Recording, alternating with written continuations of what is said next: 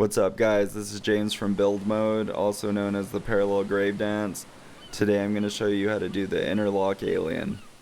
So the tools you're going to need today are scissors, screwdriver, you're going to need some pliers, you're going to need some wire cutters, and then either Kanthal or an iChrome, and then a drill of your choice. I'm using a wireless drill. Alright, the first step of this is you're going to get about 20 gauge, 22 gauge, and you're going to straighten about 1.5 feet. I'm just going to insert into the drill. I'm not going to insert it all the way into the drill right now because I'm still going to Clapton. So I'm going to get 2 strands of this 30 gauge. Since I have 1 foot of the 20 gauge core, I'm going to take out 3 feet on each side, and I'm going to parallel Clapton. I'm going to do this reverse clockwise because I'm more comfortable clockwise, and that's what I'm going to use for the alien. So I'm going to do a few wraps and then put that into the drill. And then I'm going to start the reverse Clapton, or counterclockwise Clapton for me. So I just tied it in the drill, make sure it's in the middle of the chuck, and I'm going to start going slow. And as I get further along, I'm just going to speed it up. So the next part I'm going to do is I'm going to remove the core, and I'm going to turn it upside down and grab the leads where I finished the Clapton. Now I'm just going to insert the core alone and hold on to the leads. And then I'm going to just slowly turn the drill and hold on to the leads, and I'm going to push slightly at first. Clapton starts to come off the wire. I can speed it up a little bit and pull a little harder, and eventually it'll just slip off and you don't have to spin anymore.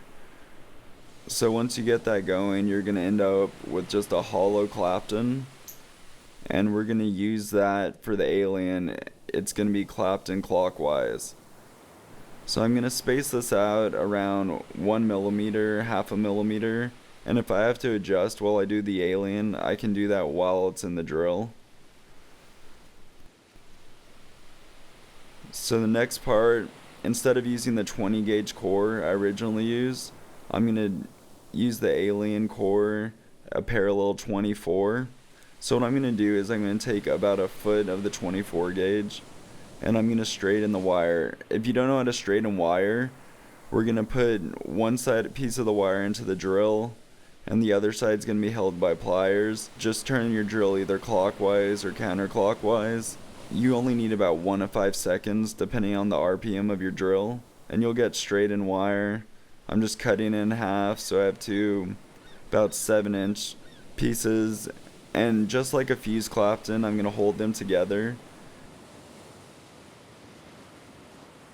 The important part right here is to remember I Clapton counterclockwise, so now I'm going to go clockwise for the alien. I'm just going to do a few wraps by hand, insert into the drill, and then I'm going to start the alien.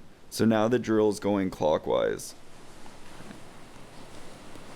So the first few wraps on this, I'm going to make sure I go slow, and you really want to make sure that the alien catches in the pattern you want it to go in. I'm going to do a flat interlock alien, just the standard one, and I'm going to adjust my spacing as I see fit. So right here I'm just making the spacing a little longer. It's going to be about 1 millimeter there, it looks like. So I'm going to start slow, and right when I find it catching, I can speed up. And as soon as you get into the groove of it, you can go pretty fast. You just want to make sure that you don't go too fast and there's a lot of spacing because this coil is really springy. So I pretty much caught it there. You're going to get those little waves. You can take that out with pliers. Some people use a torch, and some people just use the drill and they turn it the other direction. But as you can see, it starts looking pretty flat as I go on.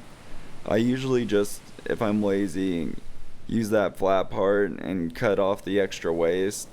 So you can either do about 8 inches like this and cut 2 4-inch pieces to make your coils, or you can just repeat this process twice if you want to do a 5 or 6 wrap. So now we're getting to the stovetop. What I'm going to do is bend the end of the alien wire, and that's what's going to go into my positive post. The next part I'm going to do is I'm going to make like a crescent half moon shape, and I'm just going to start spinning in either clockwise or counterclockwise, holding the positive lead, and the other lead I'm just going to start spinning around, and I try to keep it as tight as possible. You can make sure that they're all touching each other, because when you let go, since the coil's springy, it's going to have a space anyway, so they're not going to be touching when you fire it. So it should look a little something like this. This is about 2 wraps on the stovetop, and the next part I'm going to do is just insert into my atomizer. I'm using the Doge, which I believe has like 2.5 millimeter post holes. So you just unscrew your post, and I'm going to go with the positive lead first just to get it in, and then I'm going to stick the negative lead, and you're going to notice that the coil doesn't just slide in perfectly. It's a pretty big coil, so you're going to have to use some pliers to pull it in, and you just want to get it to fit into the deck. And if you have a large juice well like this, it should be close enough where it's in the juice well, but you don't want it touching the deck. So I'm just going to flatten it out, make sure that it's all sitting in the same line. Just push it in a little bit, make sure everything's in the deck. You don't want anything touching the rim because it will short. So you want to have it close enough in there, but you don't want it too close to the post because you're not going to have anywhere to stick your wicking.